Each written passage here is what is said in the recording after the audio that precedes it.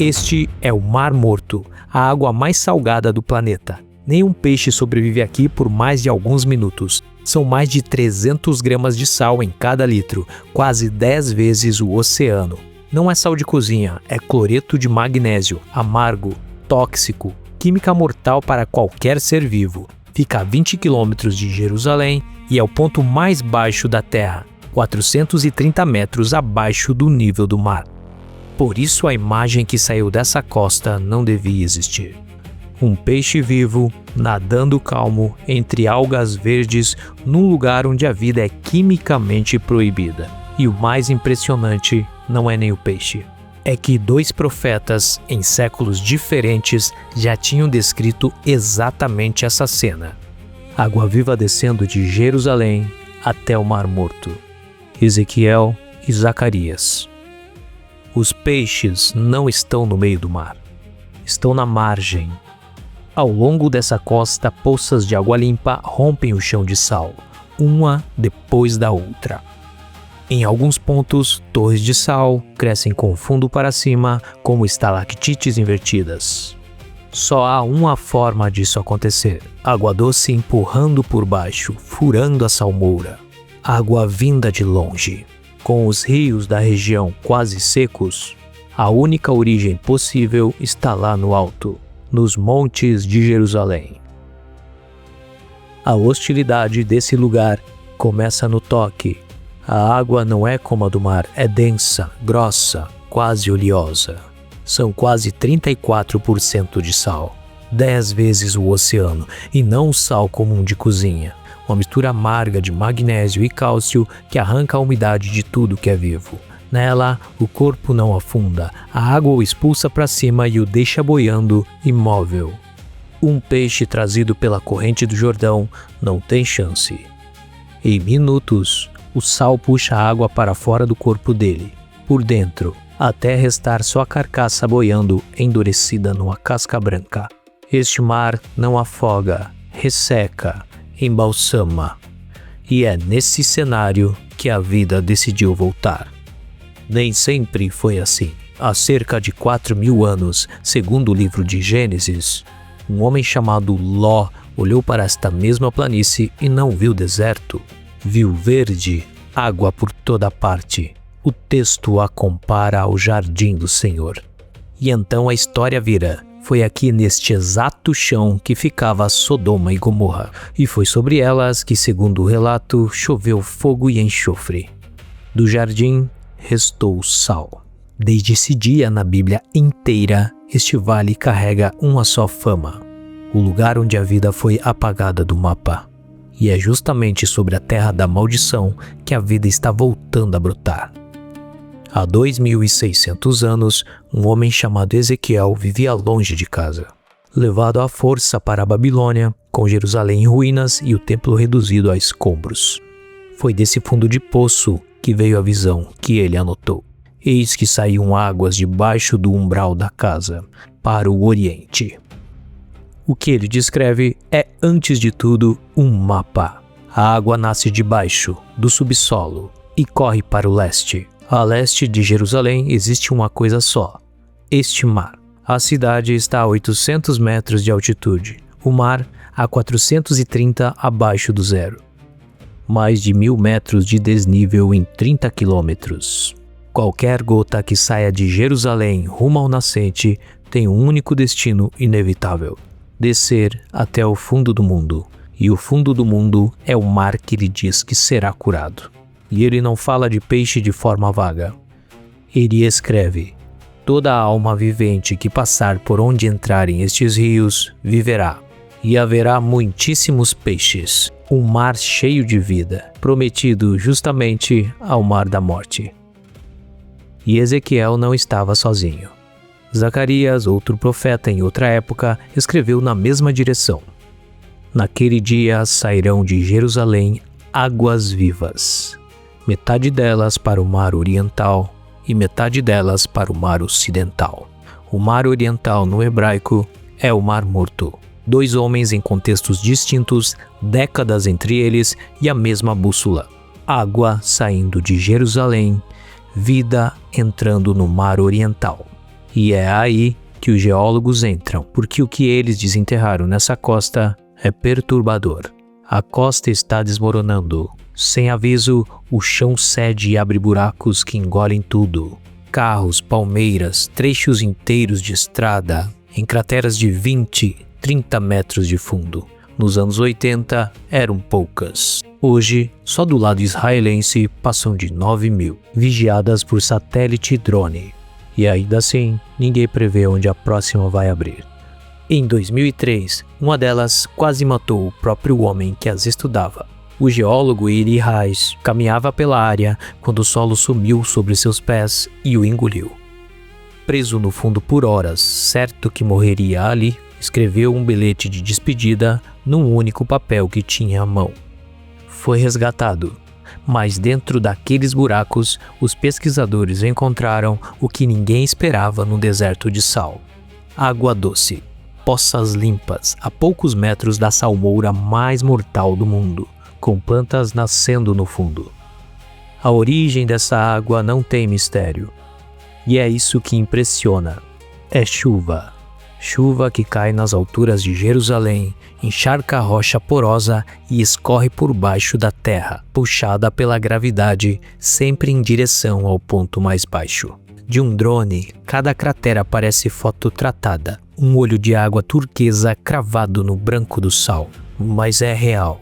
O mar recua, o chão abre, a luz alcança a água limpa e a vida chega logo atrás.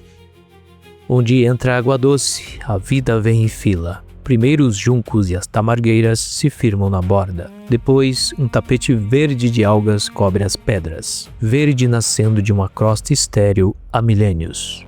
O verde atrai insetos, e os insetos atraem aves. E ave é o que não falta ali. O mar fica no meio do vale de Rift, um dos maiores corredores de migração do mundo, por onde passam centenas de bilhões de aves todo ano, entre 3 continentes. Uma costa sobrevoada antes sem parar virou ponto de descanso, garças, cegonhas, martins pescadores rodando as poças. E há uma ironia no centro disso. Nada disso existiria se o mar não estivesse morrendo. Foi o recuo da água salgada que destampou nascentes soterradas há séculos sobre a salmoura. O mar seca e da ferida escorre vida. A conta que se formou nessa margem é impressionante. Ezequiel não anuncia apenas água, descreve uma cena inteira. A água rompendo do subsolo, está lá. Vegetação tomando chão morto, está lá. Aves quebrando o silêncio, chegaram. Faltava a peça mais impossível de forjar, a única que ninguém encena, porque um cardume não se planta. Faltava o peixe. O peixe apareceu diante de uma câmera em 2016. O fotógrafo Noam Beden passara anos remando pelos trechos restritos daquela costa, registrando cada mudança, cratera por cratera. Numa das poças da água doce da margem, notou um movimento na água e baixou a lente. Ali estavam eles, peixes pequenos, vivos, deslizando entre as algas à beira do mar mais letal do planeta. Não de aquários, não de experimentos, selvagens, livres, onde nada deveria nadar. São tilápias e outras espécies do Rio Jordão. Chegam pelas nascentes de baixo e sobrevivem porque a água é doce, mais leve, flutua sobre a salgada sem se misturar. Uma bolha de vida encosta na morte. Cada um daqueles peixes nada a um palmo do próprio fim. E não vieram sozinhos. Com eles chegaram camarões, invertebrados e um filme de algas nas pedras. Não é um peixe perdido. É a vida inteira montando a casa num canto de água limpa. E aqui está o detalhe que muda tudo. O lugar. Ezequiel não escreveu que haveria peixe em algum ponto do mar. Cravou o trecho, escreveu. E acontecerá que os pescadores estarão junto dele. Desde En-Gedi até En-Laim, haverá lugar para estender as redes. E é justamente nessa faixa, En-Gedi e En-Feshka, ao lado de Qumran, que as poças com vida se concentram hoje. A vida reapareceu no exato pedaço de margem que o texto nomeou. No século VI a.C., não havia como sondar o subsolo. mapear aquífero, prever onde a água pressurizada furaria a superfície depois de descer por baixo de um deserto. Não havia radar, não havia hidrogeologia, não havia como saber. E mesmo assim, um homem deportado, escrevendo com a própria cidade em ruínas, entregou 3 coisas de uma vez: a origem da água, a direção dela e o ponto no mapa onde ela romperia. E as 3 bateram. Esses peixes não nadam no corpo principal do Mar Morto. O mar inteiro continua mortal, continua hipersalino. O que existe hoje são as poças da margem, vida na beira, não no mar todo. Na mesma visão, o profeta deixou escrita uma exceção estranha: os seus charcos e os seus pântanos não serão sanados, serão deixados para sal. Porque o profeta nunca descreveu o mar completamente doce. Ele descreveu vida e sal convivendo na mesma região. E é exatamente esse o mapa de hoje. O geólogo olha aquilo e vê lençol freático fazendo o trabalho dele. Quem lê a Bíblia olha e vê o endereço sendo confirmado. E as 2 leituras cabem na mesma poça. Uma não anula a outra. Mas tem uma coisa que a maioria não percebe ao ler essas profecias. Ezequiel e Zacarias não descreveram só água e peixe. Nos mesmos textos, em volta dessas águas, eles colocaram outras cenas: guerras, a restauração de Israel, o retorno de Deus a Jerusalém, o estabelecimento de um novo reino. O rio que cura o Mar Morto não é uma profecia solta. É uma cena dentro de uma história maior, situada no momento específico, e o próprio Ezequiel deixa a ordem. O rio aparece no capítulo 47 do livro, quase no fim. Mas a história que leva até essa água começa muitos capítulos antes. Ezequiel tinha sido deportado, Israel estava quebrado, Jerusalém caída, o templo em escombros e o povo espalhado entre as nações. Por isso, antes de falar do rio, Ezequiel fala do regresso. No capítulo 36, a promessa começa com geografia. Deus reunirá Israel dentre as nações e o traria de volta à própria terra, uma terra que tinha ficado desolada. E aí vem a cena mais famosa. Deus leva o profeta a um vale, e o vale está coberto de ossos, os ossos humanos secos, espalhados pelo chão. Não se tratava de cadáveres recentes, são restos de uma morte antiga, sem carne, sem nome, sem esperança. E o próprio texto explica: estes ossos são os ossos de toda a casa de Israel, uma nação dada por morta se levantando de novo sobre os pés. Por isso, quando o povo judeu começou a voltar para essa mesma terra, vindo de dezenas de nações, e em 1948 nasceu o Estado de Israel, muita gente apontou direto para este capítulo. Os ossos se juntando de novo, depois de quase 2000 anos de dispersão. E é justo aí, com Israel mal posto em pé, que a visão de Ezequiel dá uma virada brutal. O que o profeta vê em seguida não é paz. É uma enorme coalizão de nações avançando contra essa terra recém-restaurada. E Ezequiel chama essa coalizão de Gog. Nos capítulos 37 e 39, ele vê muitos povos se lançando para invadir uma terra cujos habitantes acabaram de ser reunidos dentre as nações, ou seja, o Israel restaurado que ele mesmo tinha acabado de anunciar. E o detalhe aqui é decisivo. Essa guerra não acontece antes do regresso do povo. Acontece depois que Israel volta à sua terra. E Ezequiel dá a moldura do tempo. Nos últimos dias. O desfecho dessa guerra não é decidido por exército nenhum. Segundo a visão, o próprio Deus que intervém e destrói a coalizão invasora. E olha a ordem. Ezequiel descreve uma guerra antes da visão do templo e do rio. No livro, primeiro vem Gog, antes da água, antes da guerra. Daniel, Jesus e Paulo apontam para mais um. E os 3 apontam para o mesmo lugar, um santuário. Existe um lugar santo. Nele aparece o que a Escritura chama de abominação desoladora. Algo profano posto onde não deveria estar. Jesus pegou esse sinal de Daniel e ancorou no mapa. Quando virem a abominação da desolação no lugar santo, os que estiverem na Judéia fujam para os montes, porque haverá então grande tribulação, como nunca houve desde o princípio do mundo. E logo depois dessa grande tribulação, Jesus anuncia o desfecho, a aparição visível do Filho do Homem, vindo com poder e glória. Zacarias mostra como termina. Ele vê as nações reunidas contra Jerusalém, a cidade cercada, à beira da destruição.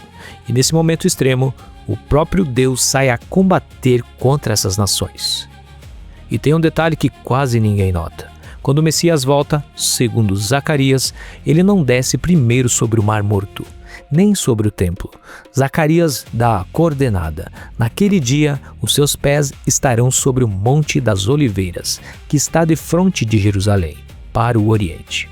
O Monte das Oliveiras é a montanha que separa Jerusalém do deserto. Ele existe hoje, dá para subir a pé e do alto dele se veem as duas coisas ao mesmo tempo. A cidade do templo de um lado e de outro lado o vale que desce em direção ao mar, que a profecia promete curar. E sobre esse mesmo monte, Zacarias descreve o evento mais violento de toda a profecia dele.